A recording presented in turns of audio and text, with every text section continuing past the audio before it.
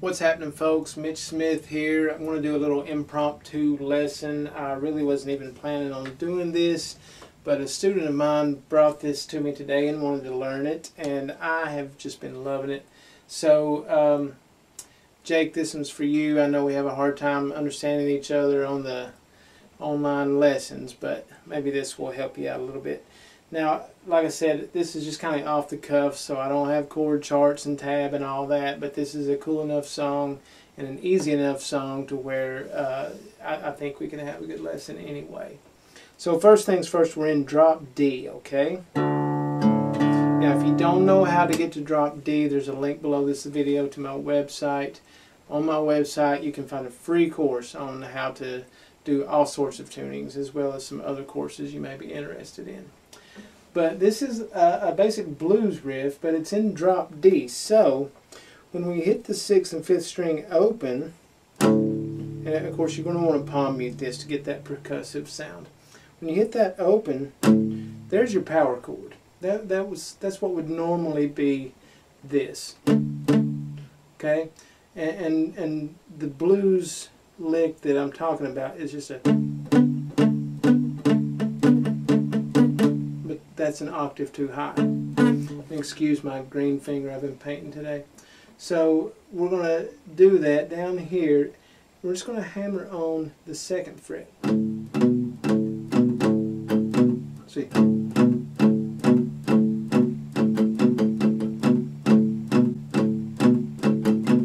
Okay? And there's that really cool electric lick that happens right there.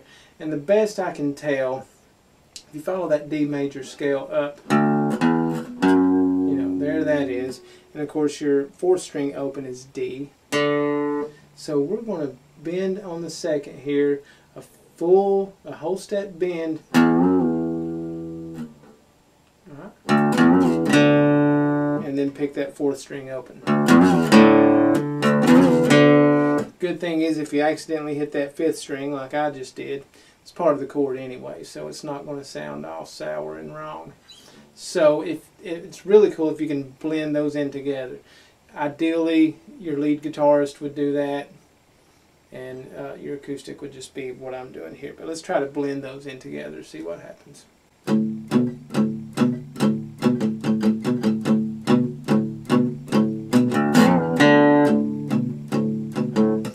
Trouble is when you palm mute it again, you kill that note.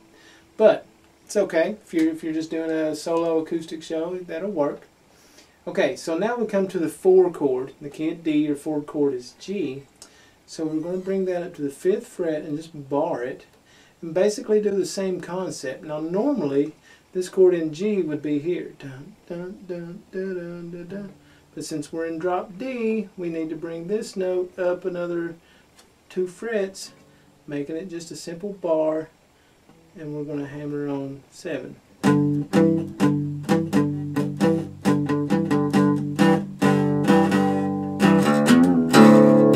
Okay, so far we got lazy at the moon coming up tonight, shining through the trees.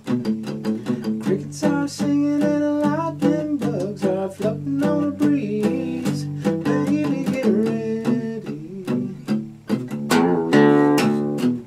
Okay, so then that goes a couple of times and we come into the chorus. Or actually, let's finish out that verse, because the last thing we're going to do is come to the 5 chord here on the 7th fret and just kind of crescendo that. And then I like to just slap my guitar where that snare usually hits. You can do your strings. Let's see.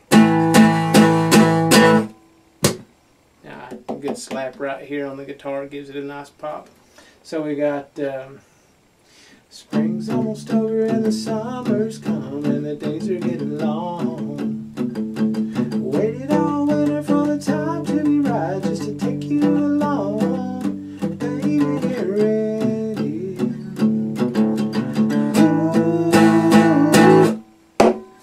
Ooh. Okay, so what we do right there, we're just going to go to a D chord, and since we're in drop D, the whole guitar is that D chord. Okay?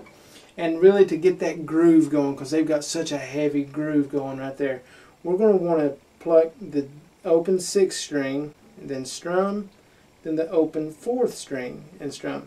Now you can do the 5th, and if you accidentally do that, don't stop your song. Just keep going.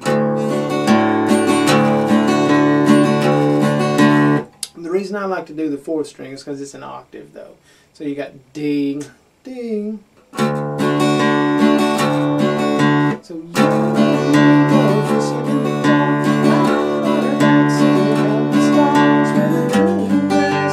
So what happens there, we need a G chord. And being in drop D, we can't make our G like this. Again, like I said earlier, this note needs to come up 2 more frets because we're tuned 2 frets down. So what I have learned to do instead is tuck that elbow in, get that note, and just bar it, kind of like when you make an F chord, but you're doing it on G. But you don't need these fingers, so they can reach over and get this. And that allows you to do a similar bass thing with the 6th, 4th. So.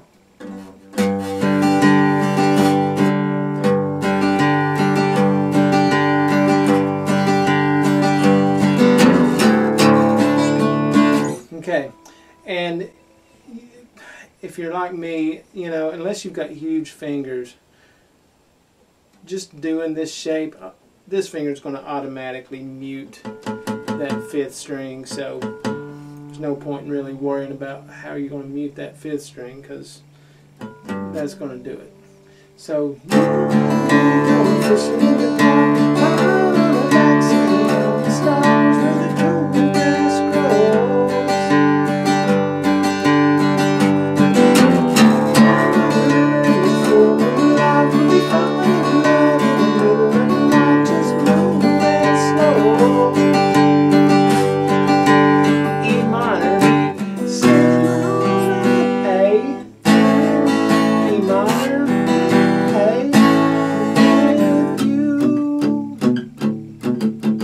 how do we get that E minor and that A? Now, normally in standard tune, your E minor is this, right? Okay, but we need this note to be 2 frets up. So what I do is just with those 2 fingers, and again, I got little short, fat fingers, so you can get all those notes with just 2 fingers there. If you need to use 3 fingers, that's fine.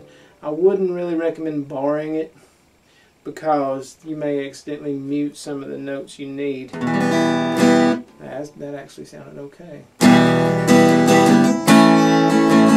there's your A. Same thing on that. Not an A minor now. This is an A. So you're going to need your 2nd, 3rd, and 4th string on the 2nd fret. And again, I have a hard time getting all those fingers in there, so I just do it my way, you know.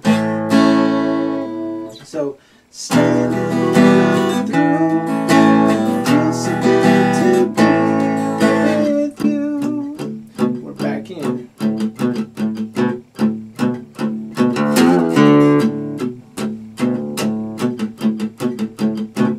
And it just goes on. So that's it, and it just loops that around one more whole time, except the next time it comes to the chorus, or at least the 3rd time it comes to the chorus, whenever it is, the last time it does the chorus, it doesn't do the E minor and the A.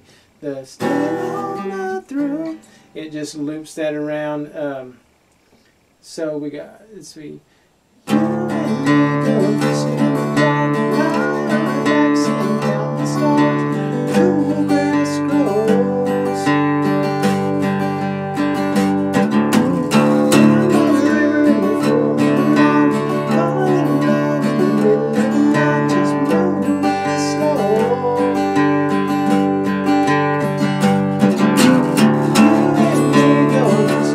So it just loops that around, and that was recorded back in the days when they used to fade songs out at the end. You don't hear that much anymore, but that song fades out. So what you could do is, after doing the chorus a couple times, go to the E minor A thing, just to feel so good to be with you.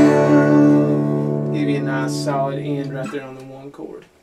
So that's Fishing in the Dark by Nitty Gritty Dirt Band, and I just got really excited about this because I've always kind of wanted to learn this song. I think in my younger years I attempted, and it was in drop D. I didn't really know how to do that. For whatever reason, I just didn't get very far with it. But today, when my student brought it up, it kind of came together, and I'm kind of stoked about it, and I wanted to share it with you guys. So hopefully this video was helpful. If so, give me a like, follow my page, visit my website. Till then, keep rocking. Thanks.